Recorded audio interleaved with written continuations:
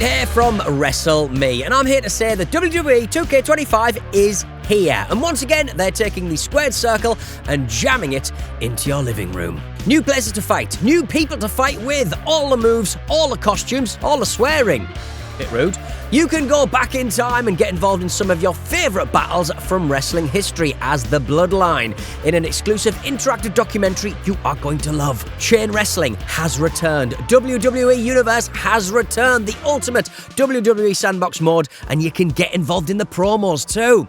Available for the Xbox Series X and PlayStation 5, The Island brings you a WWE-themed interactive open world where players can complete quests, take on challenges, compete in live events, and upgrade or customize your character through multiple storyline chapters. And for the first time, we have intergender matches where you can pit legends and WWE superstars against one another. There's so much happening this time round. So get your hands on WWE 2K25. Don't just be a spectator, be part of the action.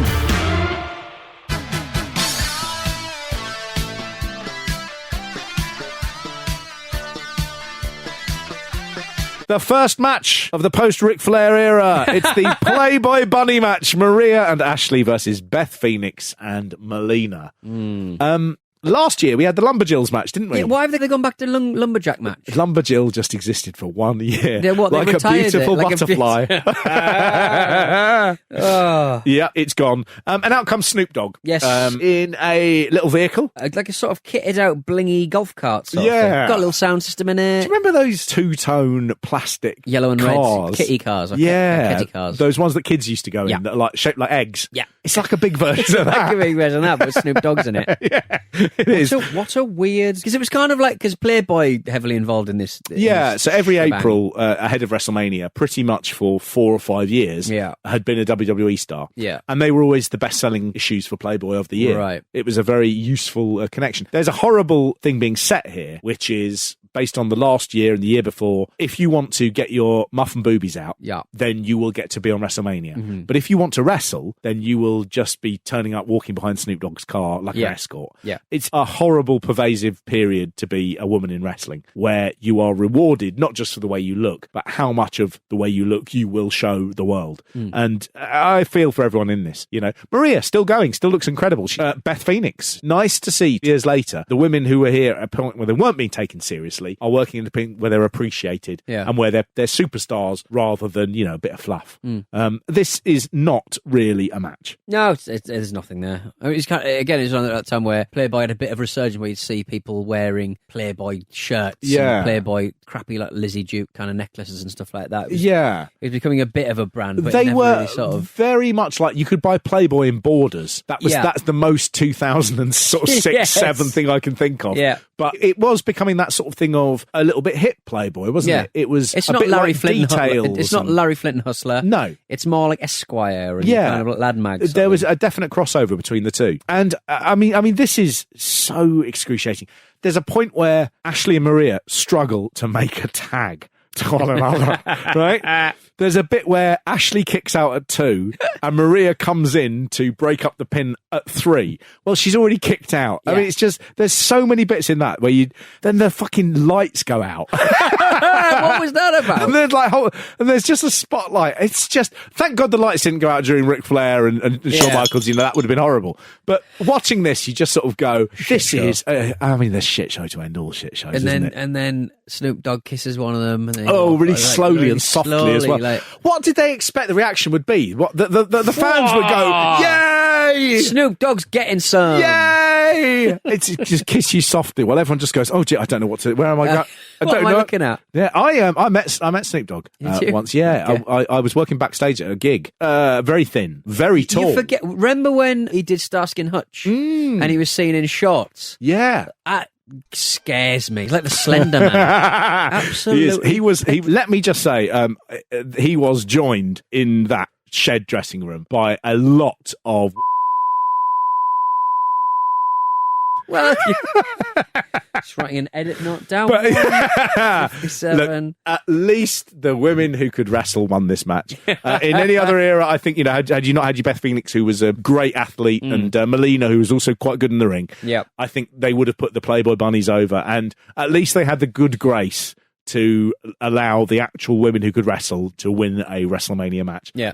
I shouldn't think Ashley and Maria care about winning at WrestleMania. No. That's only something Marks do, like me. They're probably really bothered about that. There's now my favourite bit, actually, which is Raven Simone. Yes. Now, they sort of go star of, and I watched it twice and I couldn't pick out what she was. Disney's Road Trip or something. She was the kid from The Cosby Show. Was she? Yes. You'd think she'd want to limit her exposure to men with interesting medicine cabinets. But I love that she comes out and what they haven't said. She's very up. Yes. Very, very, woo! Yeah, woo! And the crowd immediately turn against her. They don't like it at all. Yeah. But she's there to announce that the Make-A-Wish Foundation have brought 50 kids from 50 states to see WrestleMania. And they film the kids, and all the kids are like, yes, we're at WrestleMania. It's a really life-affirming moment. There's a lovely moment where you can just see the audience just going, who is this stupid girl going, oh, it's brilliant. That's brilliant. Everyone's gone, oh, brilliant, brilliant. And then Jerry the King goes, I'm a big fan of Raven Simone. Whoa! Judge the room, Jerry. You don't have to fuck everything. It's just kids with cancer. Come on now. Jerry's kids. Put your Jerry's kids. Put your fucking cock away. There is one bit which really annoyed me where they panned across the kids who are there. Some fucking arsehole in the crowd is got a beer and he's obviously trying to get into shot. Yeah. You're trying to get in front of the Make-A-Wish kids with your beer. No. Absolutely nightmarish. And I suddenly thought then they should have given them a better area. Just loads of drunks. Oh, no. Appalling. Want to thank a fine young lady, Raven Simone. Her self-titled album, of course, is going to be available on April 29th. More on that, check out RavenSimonePresents.com. I check that out all the time. I'm a huge Raven Simone fan. Well, ladies and gentlemen, she'll be legal. And this is the biggest fulfillment of all time. 50 kids from 50 states. Check them out. They're right over there. Stand up, you guys. Woo! And then you see Freddie Prinze Jr. in the crowd. It's very enjoyable. It says, I think Lola says, the stars have come out tonight. Freddie Prinze Jr., the star of Freddie, an American television sitcom that aired from October 2005 to May 2006.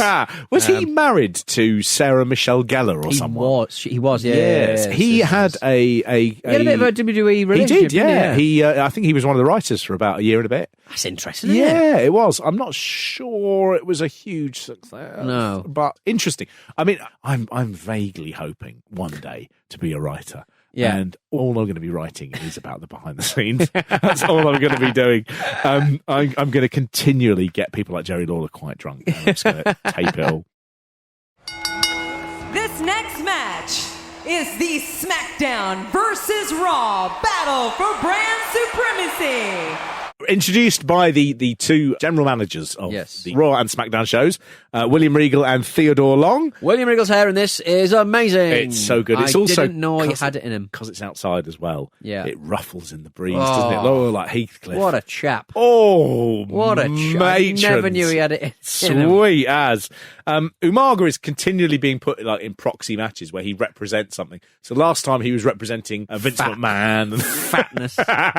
And this time he's representing some diabetes. Brand. I mean, I don't think any of the wrestlers really know what show they're on anyway. No, do they? I mean, unless they, you know. They're not marks. So Dave Batista's on SmackDown and Umaga's on Raw because Regal over the years never ever got his name right, and whenever he'd sort of be talking about him, he'd always say, "Here he is, it's Umanga," and he could never get it right. Really? Oh, never. right. He could never say it's Umaga. Yeah. Right? Even though everyone must have been saying the name all the time. 3 syllables. But what's amazing is they obviously let him get away with it because no one says, "Look, you do understand, you can't keep getting his name wrong." The wickedly talented Dina Menzel. Yes. Is that?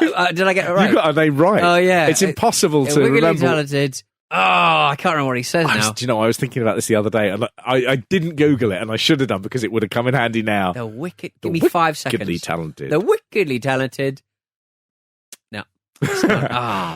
From the Oscar-winning animated movie Frozen, please welcome the wickedly talented one and only Adele Dazeem. Umanga!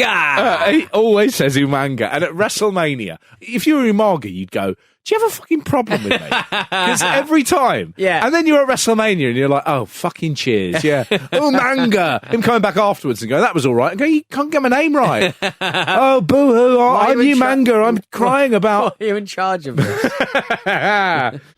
Where the hell is Triple H? Well, sir, after the drumming that Triple H took last week from Umanga, I mean, he's no condition to perform tonight. Against who? Umanga. You mean Umaga? That's exactly it, sir. Umanga, yes. Big Samoan fellow, funny hair. This is not a good match. No, terrible. Well, it's not terrible. It's just shit. It is. Short. They do not gel together for some reason. And Umaga comes out, he does an astonishing dive through the ropes where he just, does some big things and it never clicks at all. Batista, you can see, is genuinely annoyed by the end. He fucks up his Batista bomb. He sort of falls backwards. And as he sort of hits the floor, you just see him go, damn! And he pins him anyway. And it's just, it's one of those matches that I remember people saying it was quite bad. And I thought, is it that bad? Yeah. And watching it, I was like, it's even worse than I thought. It was a bit of a mess. This would be Umaga's last WrestleMania. Right. So he died in December 2009 and here in April 2008. But he missed WrestleMania 25 the next year.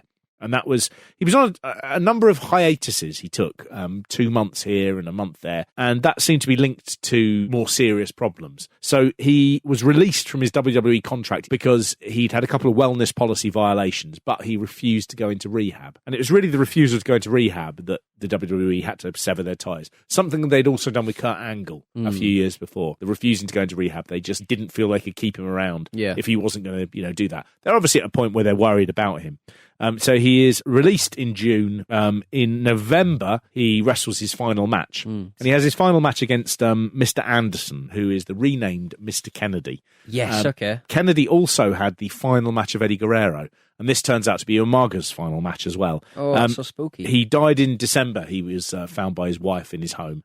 He'd had a heart attack that had been brought on by toxicity of multiple substances in his system. Yeah. So they found hydrocodone, carisoprodol, and diazepam. All the opiates. The opiates.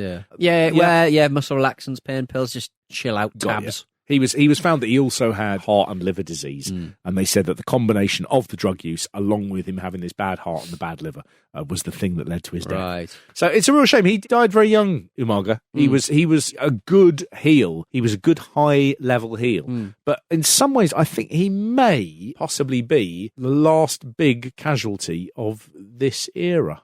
Right, okay, I'm not sure there's many people who follow him. I'm bound to be proved wrong as we go through. Then we get our little Carlito and Maria promo, which is the little advert they do. Again, more charisma in those 40 seconds from Carlito than he ever showed in the rest of his career. A lot of Red Hot Chili Peppers in this WrestleMania. Yes. The theme was Hey-O, Snow Hey-O by the Red Hot Chili Peppers. Yep. And I looked at the track listing of that album. There's not much to choose from, but they could have gone for a more upbeat, kind of more Do you know what's involving amazing? track. This is one that actually moved the needle on a lot of albums, and that Red Hot Chili Peppers album, the day after WrestleMania, had a spike in sales. Right. So it does work. Yeah. That sort of, slow sort of, drip, drip, drip. That was 100% the sound of 2008, wasn't it? You would hear that everywhere. Flea, you're not doing any slap bass for the next 10 years. This is also a sort of funny thing where, obviously at this sort of time we were working at XFM. Yes. So this is all the music that we heard a lot. And I vaguely remember watching this WrestleMania. So this must have been a little bit after the single, came out, but sort of going, are they getting quite sort of hip and contemporary and current? Because they were always so far behind the curve. Yeah. But you are getting these big names. It is funny how you hear all these songs. There was one recently that I was watching, which was more recent. It used Billie Eilish's You Should See Me in a Crown. Right, okay. And that was the first mention I'd ever heard of Billie Eilish. I only get my wrestling, my music recommendation now through wrestling. Yeah. Wow. I'm listening to a lot of new metal, yeah. The next match for the WWE Championship, it's Randy Orton versus Triple H versus John Cena. Yes. I always make loads of notes. So I've got like 17 pages of notes on this. And honestly, Pete, That is 6 lines on this match. Yeah, I've got John Cena's marching band because he flipped from a military man to an NFL man. That's two lines of here about the brass band. I saw this match and I was like, it feels like a match I've seen a million times. I also, the people in it, I'm just like, I have no interest in watching this. Then that band did play John Cena's theme tune and I was like, I am really energized by this. I'm really excited. I loved it. I can listen to that all day. Yeah. Great, really exciting. And then it stopped. Triple H's music started, and honestly, I couldn't watch it. The crowd was silent. It was. A lot of love for Cena in the room. Yeah, they boo him out. This was really the problem with this period of wrestling. Cena's got very long hair. Yes, yeah. He's got weirdly, and that kind of makes him look even more like Action Man, who has different modes and fluffy hair. Yeah, he's got fluffy hair. Is very fluffy like hair. A baby bird. It's sickening. This was the problem with like the wrestling around 2007 to about 2012, and it was the same people on top. A combination of Cena, a combination of Orton or Triple H, and having all three of them together is just, I can't tell you how much of a massive turn-off it was to do. Oddly, I mean, they will end up having Triple H, Randy Orton as the main event of WrestleMania 25. Right. And that is a perfect example of them overreaching with what they believe is the big stars. And that match died. It tanked. This match, at least, thank God it wasn't, because it's, again, it's unfair of me to say it was boring because I only half watched it because it was so boring I couldn't bring myself to do it.